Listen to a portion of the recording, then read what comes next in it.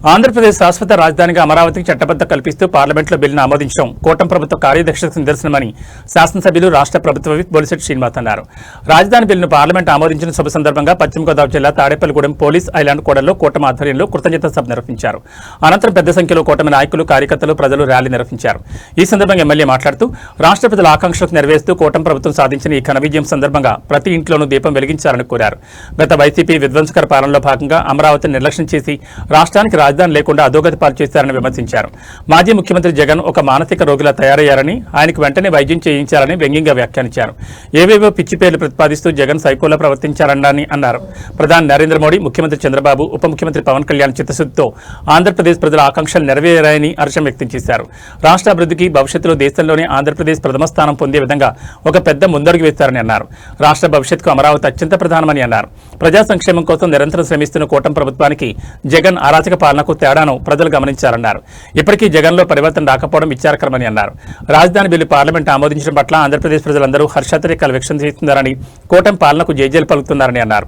ఈ కార్యక్రమంలో పట్టణ municipal commissioner Yesubabu, MRO Rajarajeswari, Pentapadu మండలం MRO Sunil Kumar, special officer Mallikarjunarao, Bharatiya Janata party convener Eethakota Tataji, MPP Kattipeni Venkatalakshmi, Maddanapalli Kanthi, Pullababi, Adapa Prasad, Chepala Ramesh, Dubas Renu, సబ్జా సుబ్బు, వాడపల్లి సుబ్బరాజు, మద్దాల మణికుమార్, పోతూరి రాంప్రసాద్ చౌదరి, పైపోయిన వెంకటరామయ్య, పతలకొండ, నరిసే సోమేశ్వరరావు, అడ్డగార్ల సురేష్, బోగిరెడ్డి ఆదిలక్ష్మి, గట్టం నాని, రామలక్ష్మణ్, కొవ్వూరు లక్ష్మారెడ్డి, మద్దిపాటి ధర్మేంద్ర, మలపాక చిట్టి, దాసరి కృష్ణవేణి, సత్తి జగన్మోహన్, అడబాల మురళి, కట్టుబోయిన కృష్ణప్రసాద్, వట్టికూటి అబ్బు, బేటిన గిరిధర్ అధికారులతో పాటు కూటమి నాయకులు, కార్యకర్తలు పాల్గొన్నారు.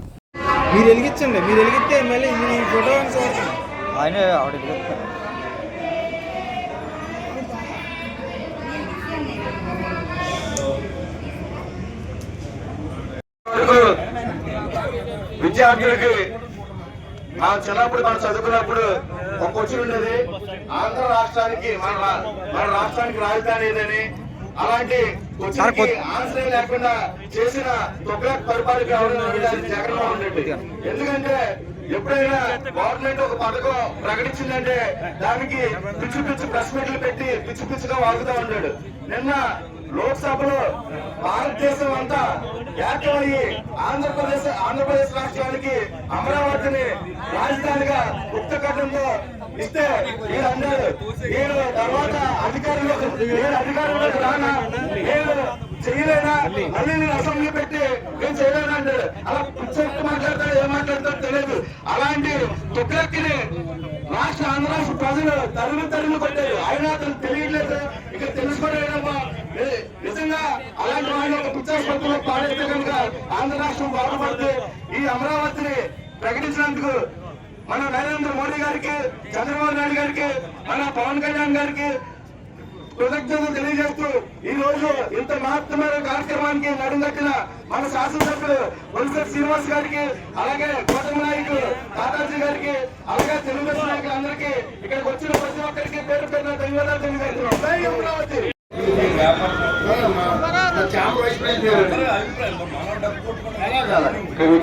కూటమి నాయకులందరికీ కూడా ముందుగా ధన్యవాదాలు. ఎమ్మెల్యే శ్రీ బొలిశెట్టి శ్రీనివాస్ గారికి, అలాగే ఎదుగుడు తాతాజీ గారికి, మిగిలినటువంటి నాయకులందరికీ కూడా హృదయపూర్వక ధన్యవాదాలు. ఇవాళ ఒక రాక్షసుడు చేసేటువంటి ఆలోచనలకి వ్యతిరేకంగా, అంటే గతంలో పరిపాలించిన జగన్మోహన్ రెడ్డి ఒక నియంత్రిత ధోరణిలో, అంటే మధ్య మాటలు చెప్పి ఈ రాష్ట్రంలో 3 రాజ్యాలని పక్కన కలిపి రాజధాని దక్కకుండా ఈ రాష్ట్రానికి అన్యాయం చేసేటువంటి వ్యక్తికి వ్యతిరేకంగా పార్లమెంట్ లో తీసుకున్నటువంటి బిల్లు ఫలితం ఈ రోజు శాశ్వత అమరావతి మన రాజధానిని శాశ్వతంగా ప్రకటించుకుంటూ ఈ పార్లమెంట్ లో బిల్లు చేయడం చాలా సుపరిణామం. దీనికి కృషి చేసినటువంటి మన మోడీ గారు కానీ, చంద్రబాబు నాయుడు గారు కానీ, పవన్ కళ్యాణ్ గారు కానీ, వీళ్ళు చేసినటువంటి కృషి మరవలేనిది.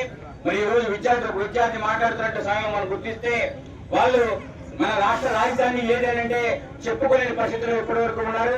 మరి వచ్చేటువంటి నిధులు కానీ, వేరే దేశాల నుంచి వచ్చేటువంటి కానీ, సాఫ్ట్వేర్ కంపెనీస్ కానీ, వేరే దేశాలు ఎక్కడి నుంచి నిధులు తీసుకొచ్చి ఇక్కడ పెట్టాలి అంటే కనుక అలాంటి సందర్భాలు కనిపించేటువంటి సందర్భాల నుంచి ఇప్పుడు శాశ్వత రాజధానిగా మన అమరావతి గుర్తించబడింది కనుక సాఫ్ట్వేర్ కంపెనీలు కానీ ఇతర పరిశ్రమలు కానీ అక్కడ అభివృద్ధి చెంది ఈ రాష్ట్రంలో ఉద్యోగులు ఎవరైతే నూతనంగా పొందాల్సిన ఉన్నారో వాళ్ళందరికీ కూడా జాబ్ ఆపర్చునిటీ పెరిగి ఖచ్చితంగా మన అమరావతి మరొక హైదరాబాద్ ను మించి ఒక పెద్ద రాజధానిగా ఖచ్చితంగా తీర్చిదిద్దబడుతుందని మనస్ఫూర్తిగా తీసుకున్నాం. అందరికీ నమస్కారం.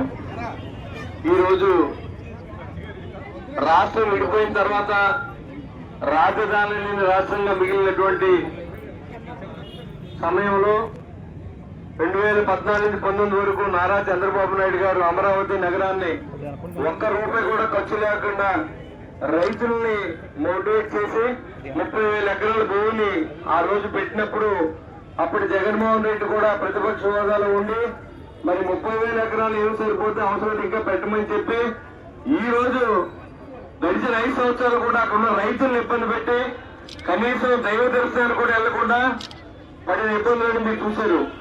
రాష్ట్రానికి ఎక్కడా కూడా రాజధాని లేదు.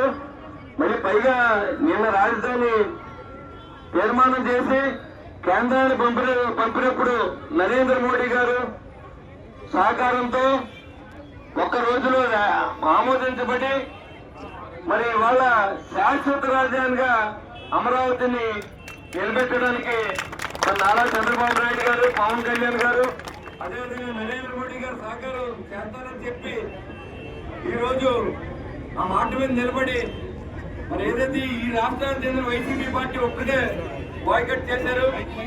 మరి భారతదేశం అంతా కూడా ఏకగ్రీవంగా మరి దాన్ని స్వాగతించారు.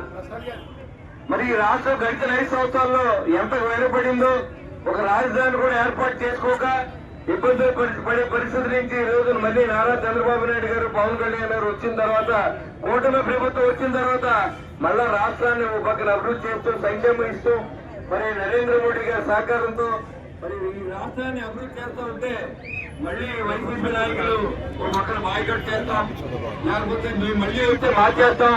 అసలు రాజధాని అనేదానికి ఎక్కడా కూడా రాజ్యాంగంలో చోటు లేదు. మరి అంటే ఉన్న రాష్ట్రాలన్నింటికి రాజధాని నీకు తెలియదని అడుగుతా ఉన్నా. అది తెలియకుండా 5 సంవత్సరాలు ముఖ్యమంత్రి అయ్యావా? అలా అయితే ఒక్క రాజధాని ఆ రాజ్యాంగంలో లేకపోతే 3 రాజధానులు చేస్తానని ఏ రకంగా మాట్లాడో ఆలోచించాలి. మరి కొత్త స్లోగన్ ఒకటి పెట్టారు ఆయన, మూవీ కేంద్రంట. మచిలీపట్నం నుంచి ఎంఏని, విజయవాడ నుంచి విఐని, గుంటూరు నుంచి జిఏని పెట్టి దాని పేరు రాజధాని పెట్టాలంట. కానీ ఇతను ఎక్కడో చోట ఏ హాస్పిటల్లో జాయిన్ చేయకపోతే ఈ ఆంధ్ర రాష్ట్రం ప్రజలు ఎవరికి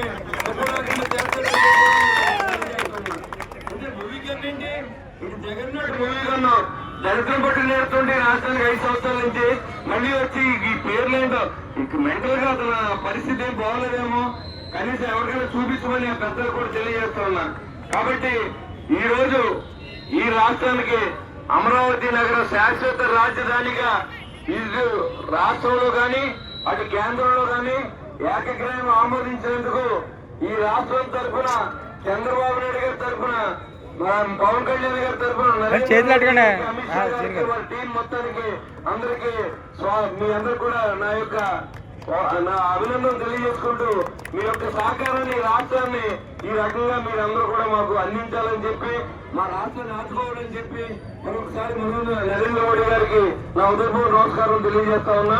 ఇది అయిన తర్వాత మన శివాలయానికి వెళ్ళి ముగ్గురికి పూర్తి చేసుకుని అప్పుడు వెళ్ళిపోవడం ఒక 25-30 నిమిషాల్లో మొత్తం ఈ ప్రోగ్రామ్ ని పూర్తి చేసి ఏర్పాటు చేద్దామని చెప్పి తెలియజేస్తూ బీజేపీ నాయకులు రామప్రసాద్